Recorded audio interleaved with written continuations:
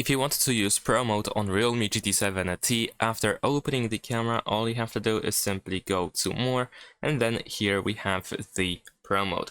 Now, in this case, we have several different parameters that allow us to adjust the photo and try to make it look as best as possible. So if you don't know what these parameters do, let me give you some hints. So first we have ISO, which controls how sensitive the sensor is to light.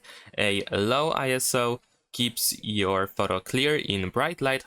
However, a higher ISO helps in a low light, but if you have too high ISO, it can add grain or noise. You can tap on A over here in order to set it to automatic. Then we have the shutter speed, which decides how long the camera sensor is open to capture light. Low shutter speeds let in more light, which is good for night shots, but it can blur motion, while fast speeds freeze action. And over here, of course, we can also manually adjust it, or we can set it to automatic. EV is exposure. This slider lets you adjust the overall brightness of your image. It's a quick way to make your photos look lighter or darker.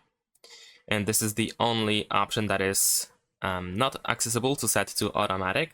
However, you can reset the value to 0 by pressing this reset button on the left side. Then we have focus, which allows you to set exactly what should be sharp in your photo. And white balance, which adjusts the color temperature so whites look white and the colors look natural. And that's pretty much it. Thanks for watching, leave a like and subscribe.